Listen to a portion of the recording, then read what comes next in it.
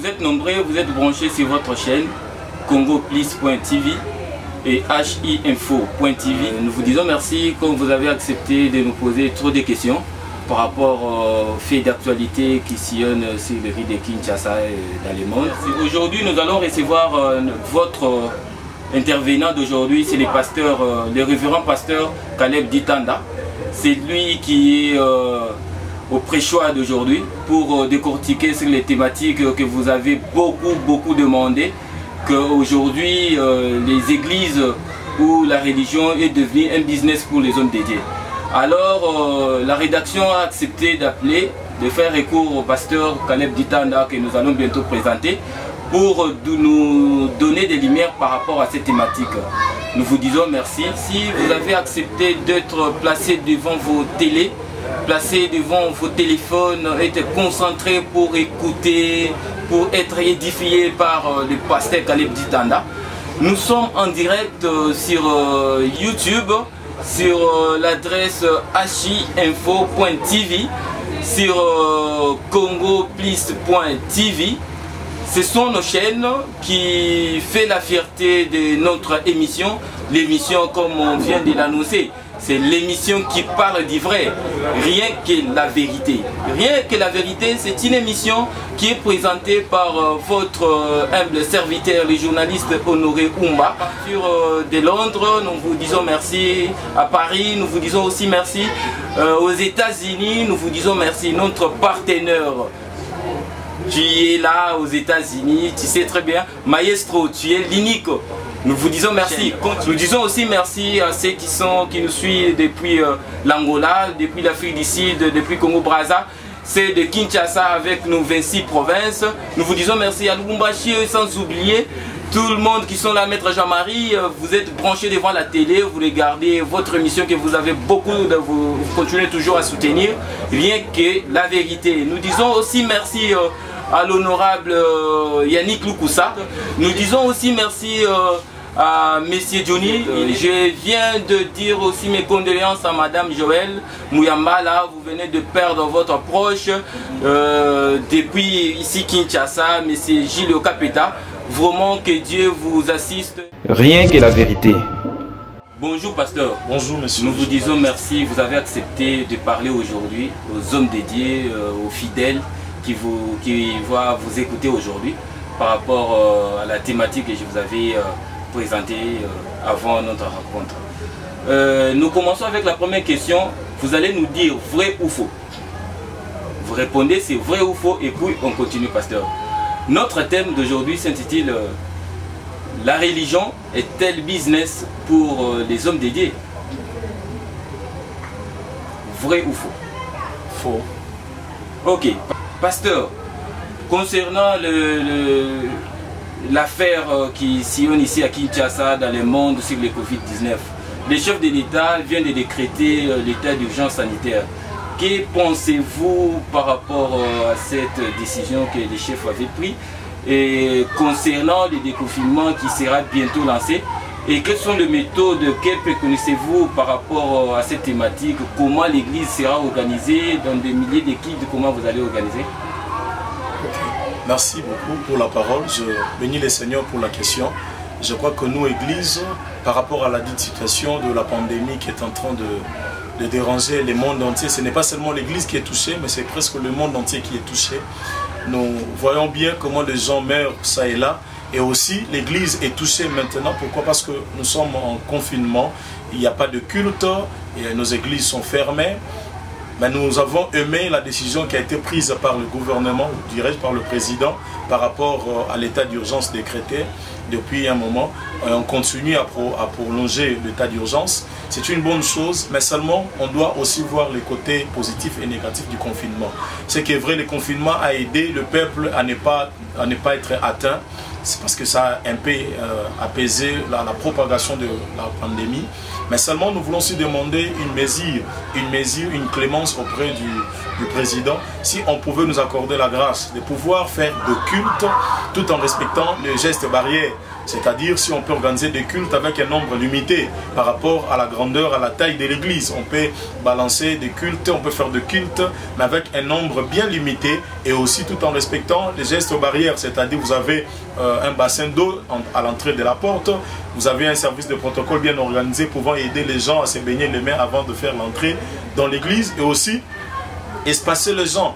Garder une distance de 1 mètre. Bon, dire 1 mètre, c'est un peu trop, parce que dans nos églises, nous n'avons pas assez d'espace. Il y a des églises qui ne sont pas trop spacieuses. Alors si on pouvait juste sauter une chaise après une autre, ça serait aussi une bonne chose. Mais nous croyons que les cultes, si les cultes reprenaient aujourd'hui ou après-demain, les églises, par les moyens de la prière, pourra aussi aider la pandémie, pourra aussi aider la pandémie à disparaître, parce que nous croyons à la prière. Les églises jouent aussi un rôle très important, mais nous croyons aussi que les mesures qui ont été prises, nous ne pouvons pas condamner cela, c'est aussi à notre profit et au profit de nos familles, parce que souvent les gens viennent à l'église, nous sommes collés, coincés, nous ne respectons pas certaines mesures de politesse aussi dans les églises de foi, alors facilement pouvait y avoir contamination les uns les autres. Mais les gestes barrières pourront être respectés après le déconfinement. On pourra respecter les mesures prises par le chef de l'État, de respecter, soit de sauter une chaise après une autre.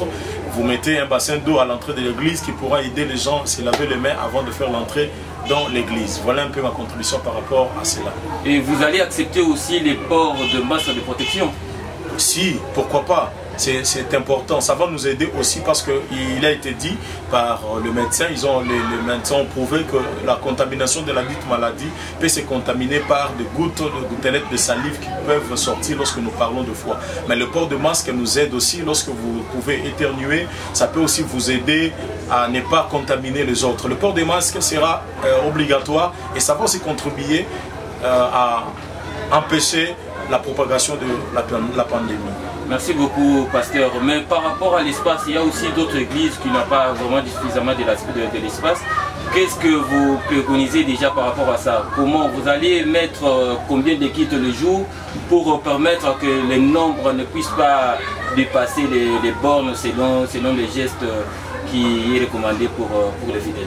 Je crois par rapport à la question que vous venez de poser, c'est vrai, vous avez totalement raison, parce qu'il y a des églises qui ne sont pas trop spacieuses, il y a peu d'espace, ils n'ont pas d'espace, il y a des églises même qui ne réunissent que peut-être 50 personnes, mais je crois qu'avec la mesure du possible, on pourra s'organiser dans... Ça c'est un problème de l'église, un problème de l'organisation de l'église. Chacune des églises doit s'organiser de manière à ce que le nombre soit un peu limité. Si vous avez une église de 100 membres, vous pouvez organiser soit 3 cultes le dimanche. Vous commencez le matin de 7h à 9h, de 9h à 11h, de 11h à 13h. Ça dépend de nombre de membres que vous possédez dans votre église. Je crois répartir les cultes aussi, ça sera une bonne chose pour éviter qu'il y ait trop de gens confinés dans une même salle. Vous venez de dire que la religion n'est pas un business pour les hommes dédiés. Mais nous voyons dans des réseaux sociaux, dans d'autres médias ecclésiastiques, ça se passe, il y a des pasteurs qui recommandent aux fidèles, même s'ils ne sont pas partis à l'église, mais de donner des monnaies électroniques comme offrande, tout ça. Est-ce que vous pensez vraiment que par rapport à la vie sociale que le peuple congolais est en train de vivre aujourd'hui, qui est basée sur la pandémie du Covid-19, est-ce qu'il y a vraiment de la nécessité qu'on puisse appeler les fidèles, envoyer l'argent sur les monnaies électroniques? Il y a vraiment nécessité qu'on puisse faire ça? Ou peut-être il faut appeler les fidèles à se prendre d'abord en charge, à lutter contre cette pandémie pour mettre fin à ces fléaux? Parce que je ne sais pas, aujourd'hui quand on continue, il y a des hommes dédiés qui continuent à grimacer des fidèles, à imposer des fidèles. Pour vous, qu'est-ce que vous synthétisez sur ça? Ok, merci beaucoup pour la dite question. Je crois, par rapport à ce que vous venez de dire, il y a un problème qui se pose. La religion ou l'église n'est pas un business, comme certains le pensent. C'est qu'il y aurait, dans tout domaine de la vie, il y a le vrai et le faux. Il y a des gens qui font l'œuvre de Dieu pour la gloire du Seigneur. Il y a certains qui les font parce qu'ils ont besoin d'argent. J'ai toujours dit, j'ai même donné un cours sur ça, nous ne devenons pas ministres de Dieu pour le voyage ni pour l'argent, mais nous les devenons parce que nous avons reçu l'appel de la part de Dieu.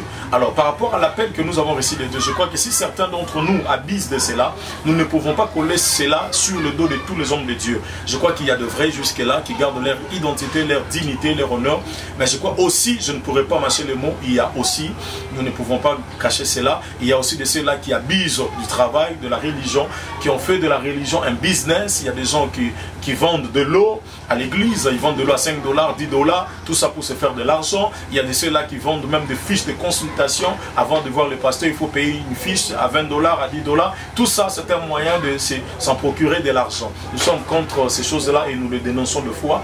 Mais aussi, je voulais dire quelque chose par rapport à l'offrande, et à ce qui est dit ou ce qui se passe sur les réseaux sociaux, sur les différents transferts qui doivent être effectués pour les offrandes. On demande la monnaie électronique, qu'on fasse des transferts.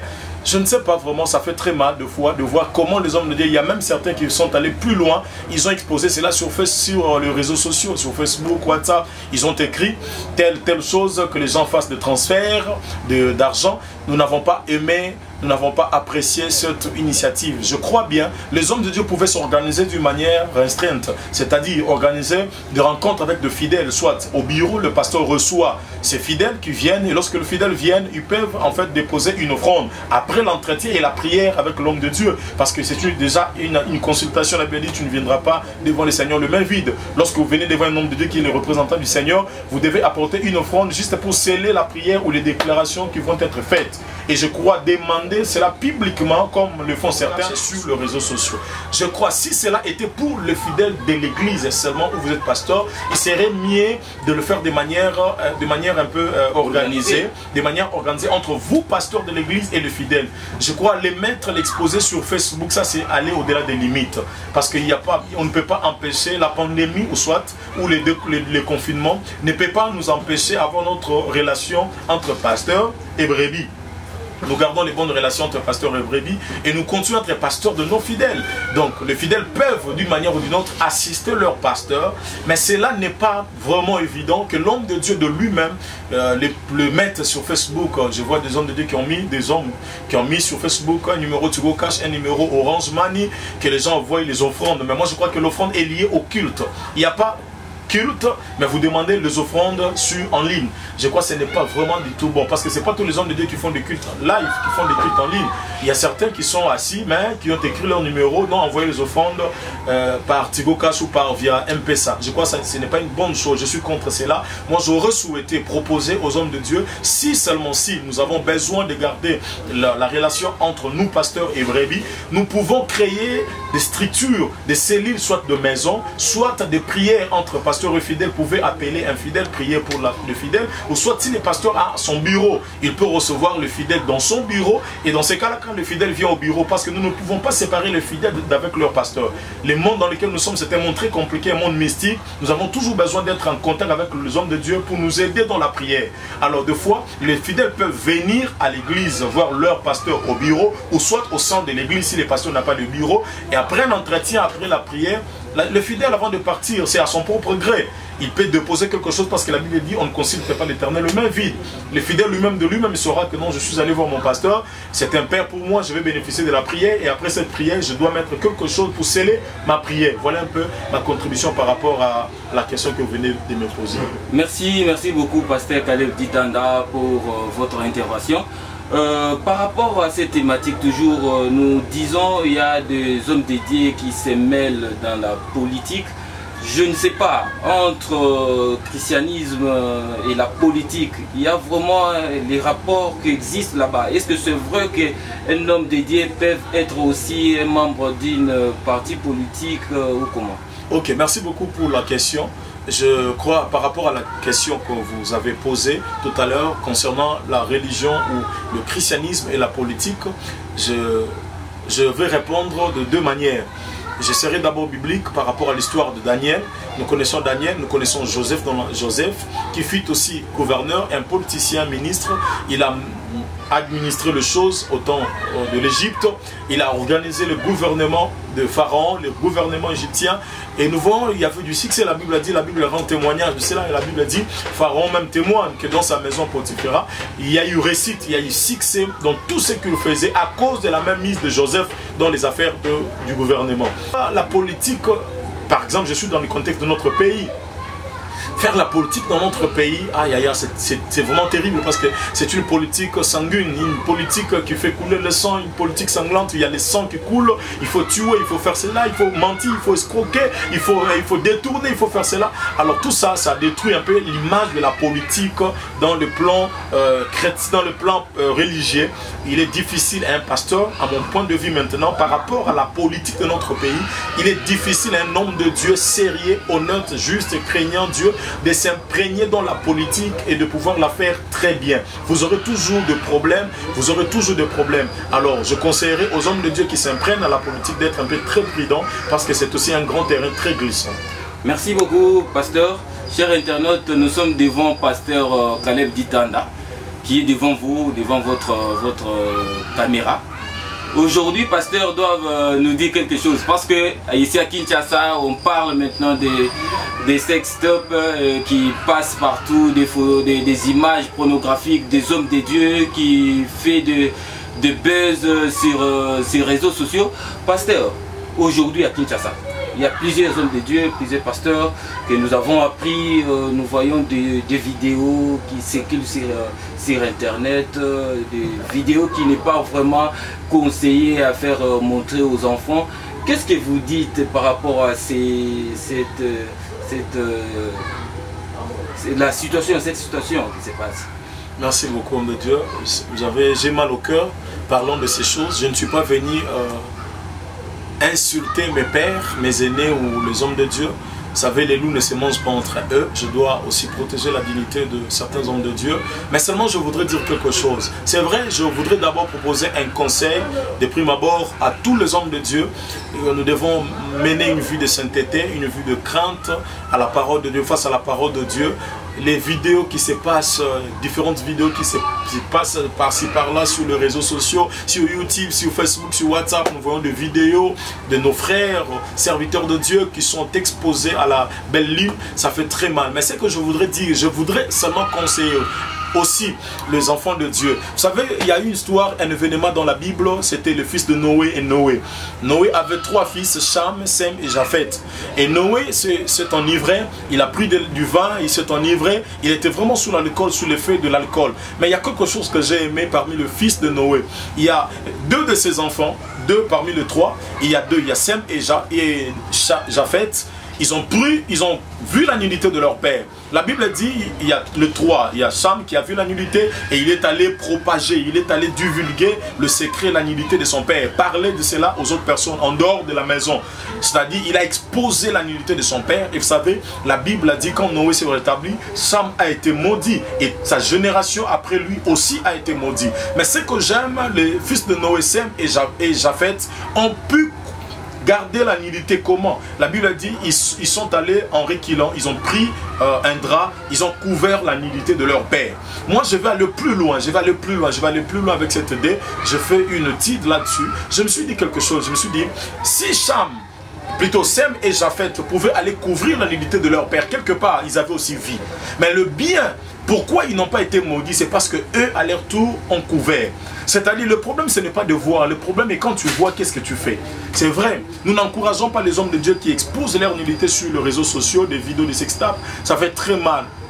Ça n'honore pas la dignité des hommes de Dieu, ça humilie les hommes de Dieu et ça humilie notre vie pastorale. Ça fait tellement mal au cœur que nous demandons aux pasteurs d'avoir un certain minimum de respect, un certain minimum de dignité. Gardons notre dignité et soyons fiers de ce que nous sommes.